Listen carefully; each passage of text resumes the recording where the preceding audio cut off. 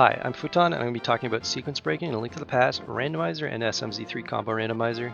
The goal of these videos is going to be teaching you how to perform glitches from fake flippers all the way to exploration glitch, just getting you the knowledge on how to complete them, not really why they work. If you're looking on the why and how things are working like that, I recommend going to the Link to the Past Discord or the Link to the Past Randomizer Discord, both of which have links in the description below, and asking around for the resources that you'll need to learn the theory on that information. This is going to be sequence break oriented, so getting you things that you can do while you're waiting around for an item in a multi-world, for example, is going to be the main focus of this. I'm going to be making sure that you've always got something to do in your game while you're waiting around so that you're not bored just doing something else on the side. We're going to be starting with minor glitches. Minor glitches are all things that are allowed in a race. Sometimes some of them get banned, so make sure you are fully aware of the community rules before you complete them, but for the most part these should all be allowed. We're going to be starting with fake flippers, and that's just going to be transitioning on the next or on the frame after you hit the water. So we're going to be getting next to the transition here, jumping up, and then transitioning immediately, and that'll let you swim in the water without the actual flippers. There's a easier setup for this specific spot, which is to press down into this wall here, walk to the right to this bush, cut it, and then hold the diagonal immediately, and that'll bring you to the transition. So that when you jump, you'll immediately transition over and be able to swim. There's an important thing to note while fake flipping, is that if you take damage at all, you can just immediately soft lock your game if you're playing in a non-randomizer, but if you're playing in the randomizer, which is focused for, you will just immediately die. A fairy won't revive you, so be very careful to never take damage in that scenario. If you do take damage and you're not playing in a version that kills you immediately, just save and quit, because you don't hard lock your game until you start moving. So just make sure you do that correctly. So as I said, getting hit will kill you or cause you a lot of trouble, so make sure you avoid, say, the Zora on that screen, and also this archer here. You can sometimes look directly at you and try to shoot you, so just make sure those guys aren't going to cause you any trouble when you're doing that. Fake flipper can get you this hobo item. You might wonder how you're supposed to get out of here after you fake flippered here, because it's not really easy, but there is a setup to do that as well. If you go down to the side of this campfire here and buffer so that the bottom of Link's shadow is 1 pixel below the little black line at the bottom of the campfire, which is where I'm standing right now, you can just hold right, jump into the water. Most people wing that, and it's pretty lenient on how to do it, but if you want to make sure you get it right every time, that's the setup to make it happen. If you're not careful, you can hard lock the game, so just make sure you are doing it in a way that's very successful, such as the setup I showed. There is a fake flipper you can do to send yourself from the northwest Dark World to the east Dark World, or towards the Maridia portal. You're going to need a bomb to do it though, because you're going to have to bomb boost yourself into the transition here. So you're going to press yourself into this corner, and then buffer up once, and then back down once. So let's see if I can get that done. There we go. And that'll put you in the right position to place and pick up a bomb, jump just before it starts flickering, and the bomb will boost you into the transition. Timing's a little tough, so it is a hard fake flipper because of that. Once you get it, you can fake flipper up to this ledge. You can either use gloves to get yourself to catfish, or back down towards the pot area. Hammer also works if you're going to the pot area. If you don't have those tools though, you might have to swim up to this portal here to take it to go around. I recommend coming up to the top left here and hitting the portal from the left so that you can swim faster to the ledge on the right side if you're heading towards the Maridia portal. If you're heading towards the pod side, you're going to come from the top right and hit the portal that way so you can quickly swim down the transition. If you're doing that method, by the way, just watch a little bit farther. I'm going to talk about a fake flipper, and it's going to have a very similar setup. So I'm going to hit this from the left end because I'm going to the Maridia portal in this example, and we're just going to swim as fast as we can past these bomb throwers, because if they do hit you while you're in the water, you will die immediately. And this will get you the Maridia portal up above us. If you've come from the Maridia portal to get into the Dark World, you can do a fake flipper here as well, same as the Light World. You have to be careful though, there isn't a way to set it up easily using a bush, you just have to do the alignment on that wall. And then once you've come into the water here, jump out of this water right here immediately, because there's a lot of enemies on the screen that can kill you by just hitting you once because of being in a fake flipper state. And you can get back on land pretty easily over this way. You come up to about here and walk right until you jump in. You can now jump close enough to this ledge that you can just jump straight back up onto it. So you don't have to worry about dodging all these enemies when fake flippering in this direction. So there is one more method of fake flippers, and that is splash deletion. When you jump into the water, this splash appears and it tells Link that he does not have flippers and gets back on land. If you can make that splash not appear though, you get to swim just fine. So the way to do that is put too many things on the screen to cause the splash to just not spawn at all. There are many different setups and different locations that you can do this in, but I'm going to focus on 2 setups specifically for the Zora ledge, because those are the only ones that actually sequence break an item without just doing a regular fake flipper somewhere else.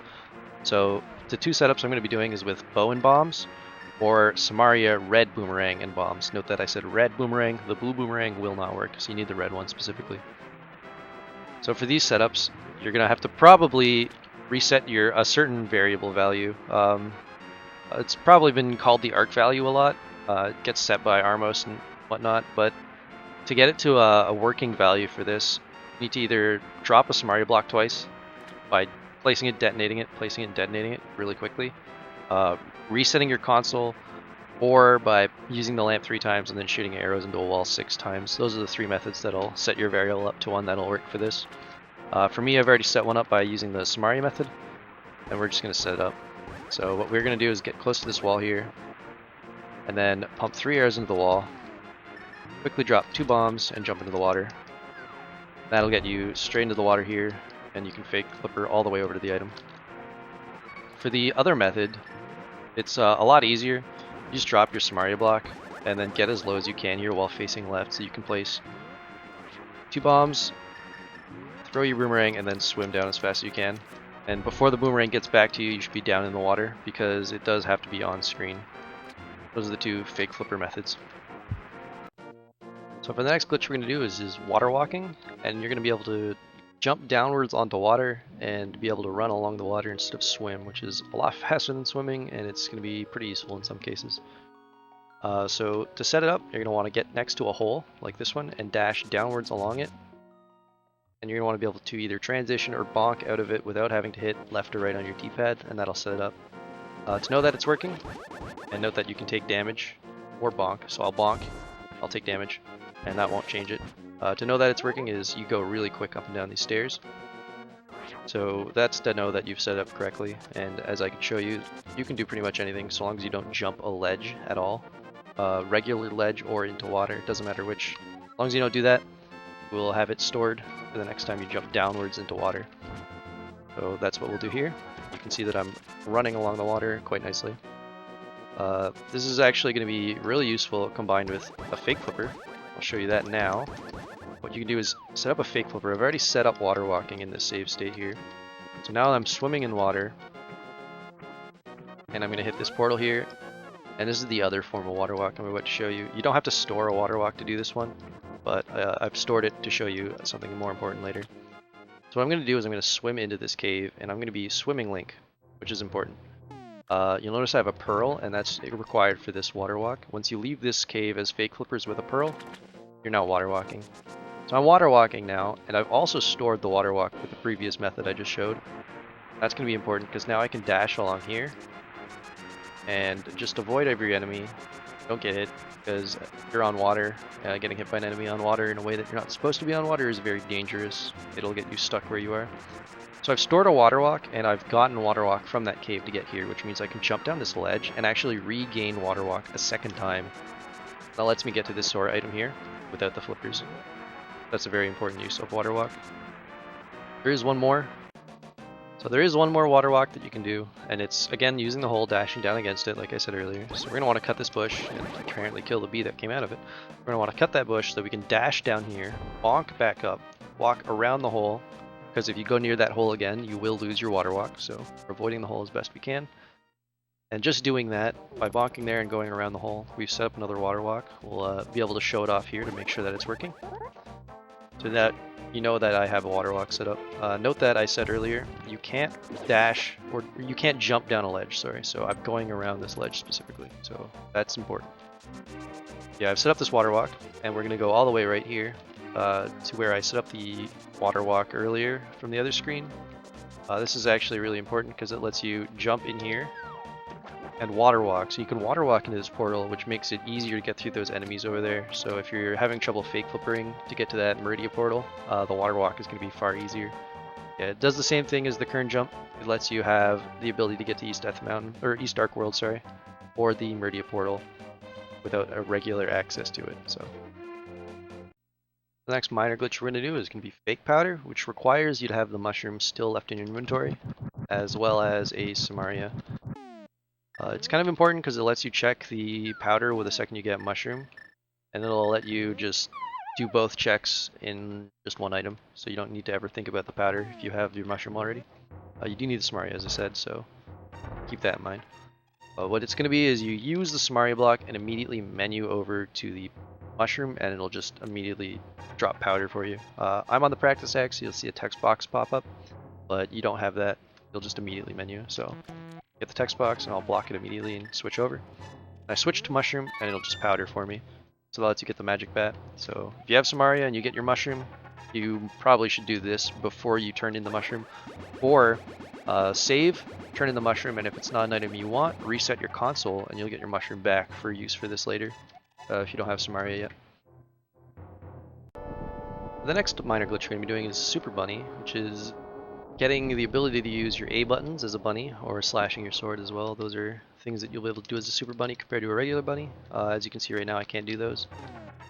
To get Superbunny, there's 3 ways to do it. The first is dropping down a hole, the second is entering a cave on the same frame as mirroring, and the third is to be entering a cave by being hit by an enemy directly into the transition. So this is the first one, dropping down this hole. And upon landing, I can slash my sword. This is a really common one that everyone does in races, pretty much. It's just very easy. And when you have mitts and you have access to this area already, it's just a quick check to do these 2 chests. As you can see, I can slash my sword, I can use my A button by dashing. Ways to lose Superbunny is to get hit by an enemy, return to the overworld, or bonk into a wall. As you can see, I can't do any of those things anymore. I've lost my Superbunny. So let's go over this. The other 2 ways here. Typically you're going to see it from the mire area, because you can get here as a bunny pretty easily. So let's go get ready to set these up. So let's go through the damage boost way. For the mire area specifically, we're going to need this pterodactyl chasing us. It's pretty dangerous. They are clearly very powerful enemies that hurt a lot. So we're just going to sit here, let it hit me into the entrance. And as you can see, I can slash my sword. I can dash. Important to note, because getting hit by enemies takes away your Superbunny, you're going to want to make sure you dodge these bubbles or you can lose it before you even get to these chests here. So yeah, that's one way to get it. That lets me do those. So the other way, we'll quickly redo this again. To leave, the best way to get the setup for this is to enter the cave that you want to do it in and then just re-exit it. So this sets you up right on the pixel that transitions you into the cave. So I'm going to hit up and mirror at the same time. I might have not done that correctly. Let's see. Yeah, I can't swing my sword, so I didn't do it at the right frame. So we'll do them both at the same frame. That looked good. Yeah, I can slash my sword now and dash and all that. So gotta mirror Superbunny into a cave. So those are the 3 methods of Superbunny. There is a 4th method that's generally not allowed in a multi-world. Kind of have to ask the owners of the multi-world. I know like the past randomizer hasn't ruled on it yet. I believe it might be considered minor glitch still and allowed in a race. But I know the SMZ3 community has not allowed it. Most recently, they might change their opinion on that, but you get an item sent to you from a teammate, it'll give you Superbunny, and that's really important because on the Superbunny on the overworld, it lets you get to certain things that you normally wouldn't be allowed to get to. Like, for example, you could run over to Stumpy and get his item just by picking up the bushes. But more importantly, if you pull on a tree pull, or the Thieves' Town doorway, Link will roll backwards, and it will give you a Superbunny state. Or it'll give you a permanent Link state, sorry. So it'll act like you have Pearl up until the next time you return to the overworld. And that's really bad because it could completely change your race. So that's been disallowed in the SMZ3 community for now. And the Link to the Past community hasn't ruled on it yet because Multiworld isn't fully official for them yet. So we'll have to see. Keep your eye on that. Make sure you are aware of the ruling on that before you do that in a race. I'll talk about it more in my major glitches video because that's kind of where I believe it belongs. So for now, just keep your mind on that. Make sure you know if it's allowed or not. It is technically a minor glitch, but I'm going to do it in the major glitches because you can't do it without major glitches in the regular game. Multiworld is very specific in that it sends you an item to give you Superbunny.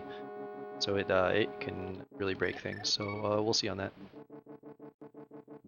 This next glitch, Bunny Revival.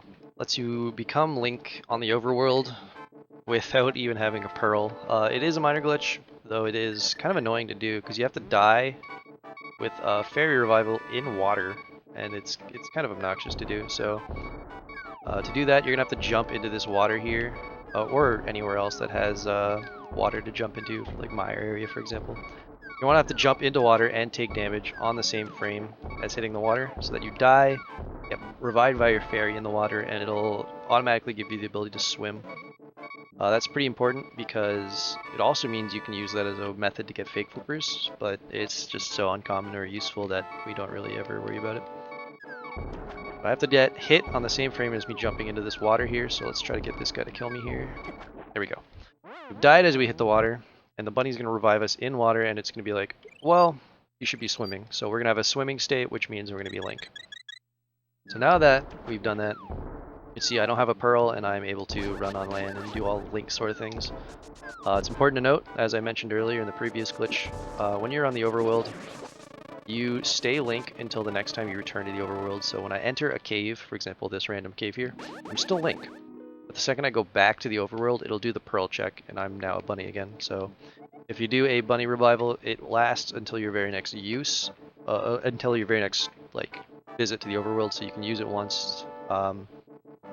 So if you're doing this, be sure to think ahead. So for example, I will bomb open Hype Cave, I will pick up the item from Stumpy, I will play Digging Game, and then I'll go all the way back to Hype Cave just to do Hype Cave.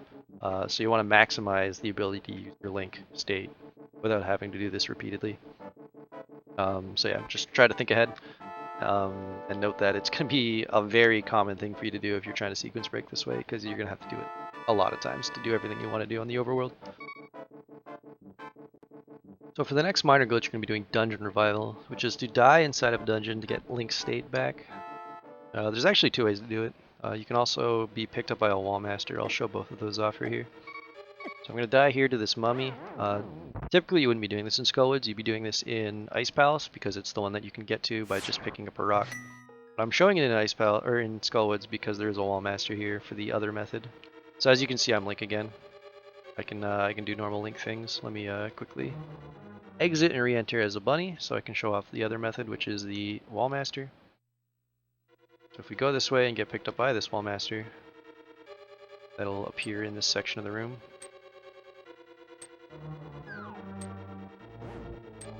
We'll be coming back as Link. So those are the two ways to do that, and you'll be a Link again. There's another important thing to note. If you get hit by a bunny beam, and you're not supposed to be Link, so if you don't have a pearl and you get hit by a bunny beam inside of a Dark World dungeon, the bunny beam will immediately turn you back into a bunny, and you will be stuck like that again until you dungeon revival a second time. So bunny beams far more dangerous in this form than they are normally, because you just lose all ability to do anything. So just be mindful of that when you're using dungeon revival or any other trick that gets you into a dungeon without the pearl. So try to avoid that. So if you've been following along up to this point, you'd know that you can get pretty much anywhere in the overworld without a pearl because of the ability to revival as a bunny and get anywhere you want with the items you have. So I'm going to show a really unique method of getting into Swamp off with a dungeon revival. You'd normally think dungeon revival and Swamp would be fine, but there's actually no way to kill yourself in there as a bunny because there's no enemies, and the first thing in the way is water, which a bunny can't swim through. I'm going to show you off how to do that anyways. So the first thing here is to mirror at the front right here, and then you're going to want to flute out or run, it doesn't matter. You don't need the flute. The flute's just going to help me do it a little faster and show it off quicker. So the first thing you want to do is put that mirror there and then intentionally take a lot of damage down to enough that the next bomb you take damage to will hit you to 0. So if you have an extra mail upgrade, you're going to have to be paying attention to how much damage you're taking through your bombs so that you stay alive on your next bomb, or so that you die on the next hit from a bomb. And what we're going to do is we're going to walk over to the hole over here and set up something very specific. So what we're going to do is we're going to come here, cut this bush, and cut this grass here. And then you're going to want to buffer to exactly here, dash turn to the right. I don't have bombs, so we're going to have to give me one real quick. And okay, so here, now we have a bomb. So you want to dash and drop the bomb at the exact same frame, hold down and slash once. The bomb will hit you as you transition down into the hole. Now I have 0 HP. The screen doesn't even show my health anymore. What we're going to do is we're going to walk back out and flute back to the swamp portal. You don't need the flute, as I said, so that means you can run all the way back, but you have to make sure you don't get hit by anything or jump off a ledge or anything like that. So just be very careful. So we're going to flute back. We're going to avoid our portal here, so I'm just going to pick up another bomb so that I go through the portal without getting hit by it. So there we go. We're going to drain the swamp water. So we do need the water drained, and you have to do it at this point in time because otherwise the water will refill itself. I've got the water drained now. We're just going to get into this portal. Still 0 HP, although the UI doesn't show it. It will show it properly in the actual randomizer, it's just the practice hack doesn't show it properly. Now we have 0 health, we're in swamp as a bunny, and jumping into the water will kill us at the front door. And that'll allow us to do swamp without a pearl. So for this next glitch, we're going to do potion camera unlock, which is to use a potion while heading left on a large screen like this one to unlock the camera from its correct setting. It's important to note that, hey, you have to have damage taken for your blue potion to be used, so let's take a little bit of damage here. And B, after you've used your after you've used your potion, you can't go back right, or you can't go too far to the left, or it'll reset the camera lock and it will undo the glitch you've done. So let's start by opening this wall here, because we want to make sure that we can get through it without any trouble. Now let's get our potion out. So use our potion while heading to the left in this room, and then we're going to be careful not to go too far by letting the doorway push us through. What that does is keeps the camera unlocked, and that's really important for a room like this because it'll keep the mimic off the screen when you move them this way, which opens the door. Therefore you don't need a bow to be able to get through this section of pod. Just make sure once you've done this to head to the left here. It'll fix your camera and make sure nothing bad happens afterwards, because you can cause some major glitches to happen, which is not allowed, so make sure you do that. And then you've made it through the section of pod without a bow. It does have other uses other places, but they are major glitch uses, so make sure you don't do them that way. Only do it in this one area. If you don't have a bottle and you want to do this, you can actually just clip the mimics out of bounds entirely. Sorry. Just walk the green ones in together and let's just kill them. If you don't have a weapon, you can actually just kill both of them with the 2 pots on this screen, so you don't have to worry about that. Now we're going to clip this red mimic out of bounds. So it's a bit tough on your hands because you have to hold A to grab the wall to make sure you don't move, so that you can move the mimic easier. So what we're going to do is note that the mimic moves in opposite directions of me, so I'm hitting right and it's going left. I'm hitting down and it's going up, so that's going to be really important. So I'm going to face the mimic up or down first, and you're going to want to move them to the right for 1 frame, and that's going to be really hard to do. So we're going to use paused up buffers to buffer it. So hit right and pause at the same time, and then hold up or down. That'll keep its distance into the wall, and you're going to want to keep doing that over and over again. And it's going to take a while, and you might lose a lot of progress at times because the mimic will push back out of the wall. But if you keep doing it, you'll notice that the mimic is slowly moving into the wall. Oh, I lost a bit of distance there because I didn't do it fast enough. But eventually, once you've done it enough so that the mimic is far enough into the wall, the mimic will just slide without any inputs right off the screen, and it'll open the door. This is doable in Ganon's Tower as well, the other 2 mimics that you have to deal with. And there's an even easier method as well. Let's go deal with them.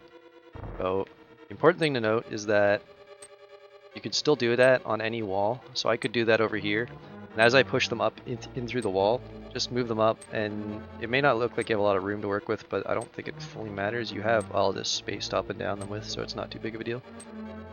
There's another method though, which is using these blocks down here. So if you put them into the block, let's just grab this wall. So if we put them into the block and we're going to tap them down a little farther into it, you see they slide out. And then, so once we tap them down, we're going to move it slightly to the right. It's a little hard to do.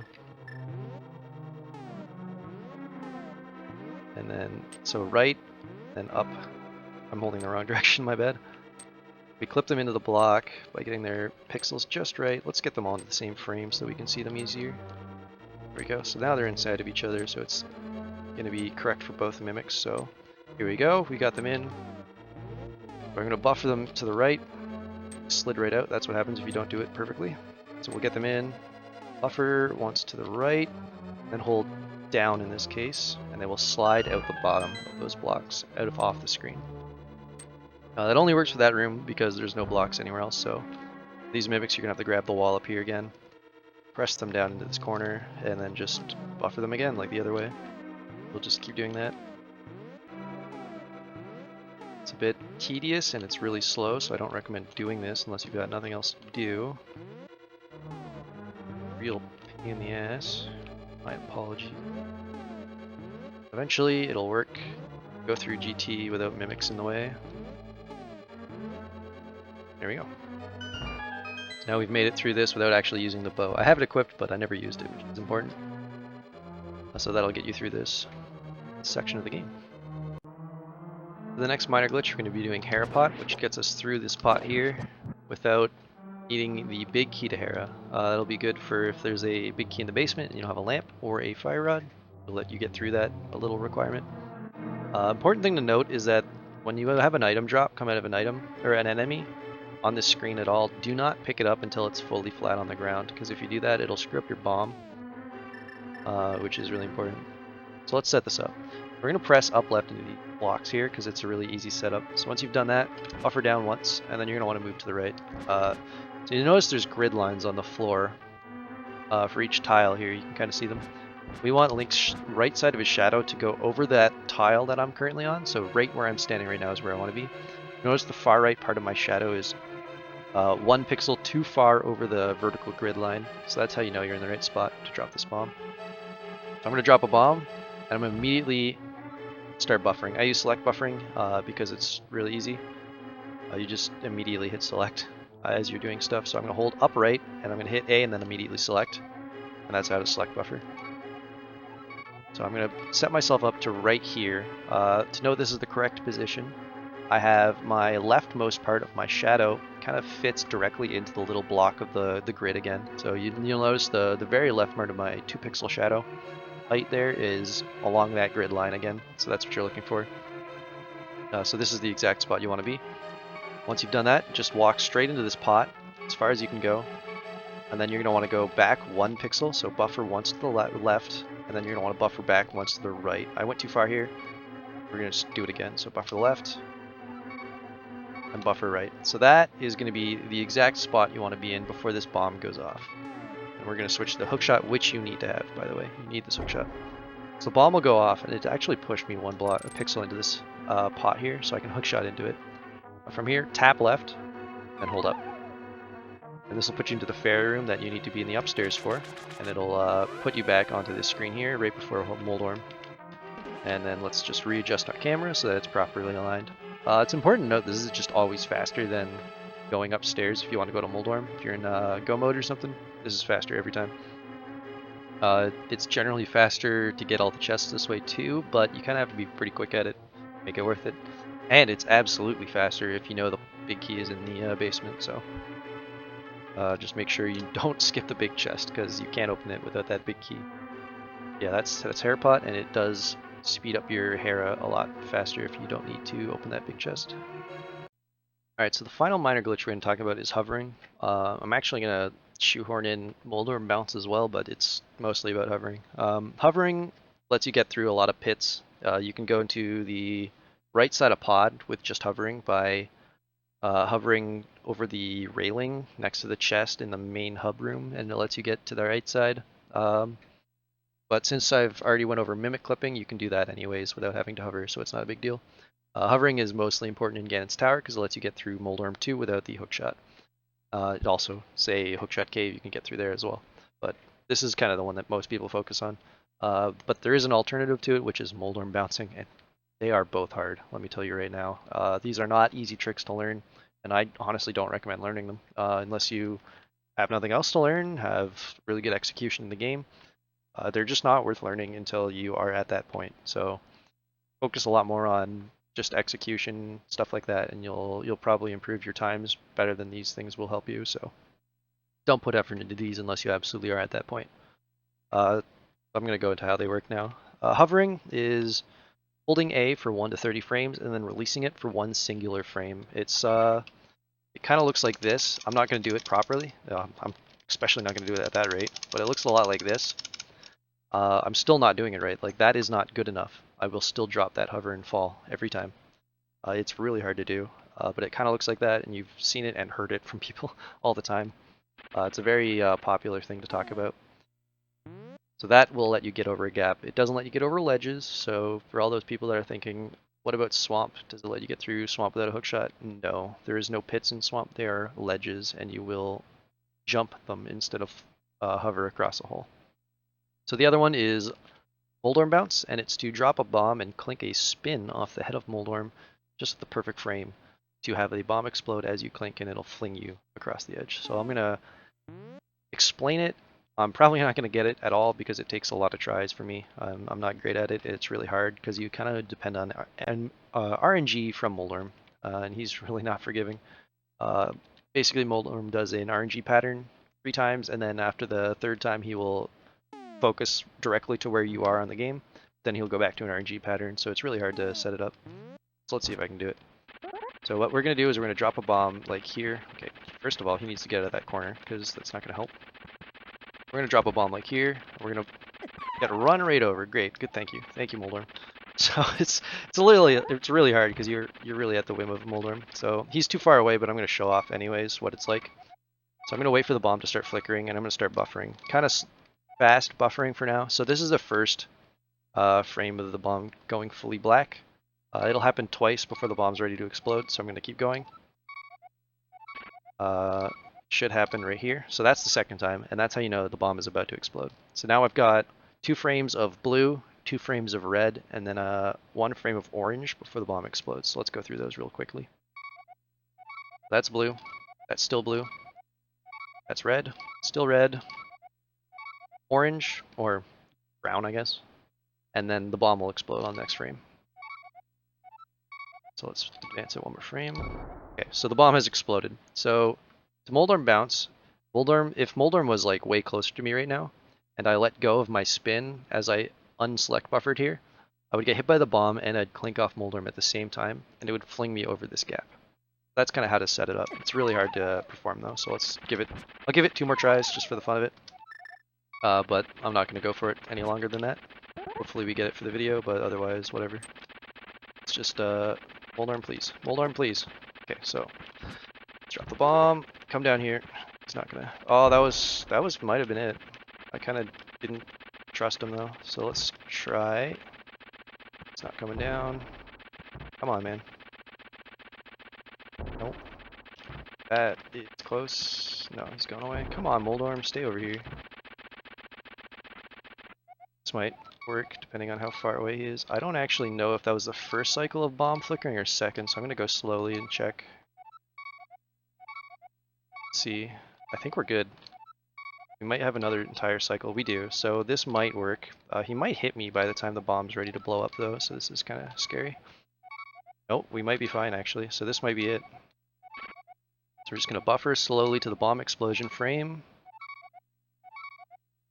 I've got a couple more pixels to go. 2 more frames. Come on. It's really dangerous because if you advance it too fast, the bomb will explode and you'll ruin it. So here we go. 1 more frame. Okay, so if I let go of my spin now and continue, Moldorm will fling me, and I've bounced across this with a bomb jump. No boots or anything like that, no hook shot. You just get across with none of that. So that's how to Moldorm Bounce. Very difficult. Not recommended. Thanks for watching this minor glitches tutorial. There are more tutorials coming. Major glitches, overworld stuff is going to be a large segment coming up next. And then I'm going to go into underworld clipping, sort of. I'm not going to be 100% on that because there's a lot of nonsense to it, and I'm going to probably just link you guys a guide to follow. So yeah, thanks for watching this minor glitches sequence breaking tutorial, and catch you guys in the next one.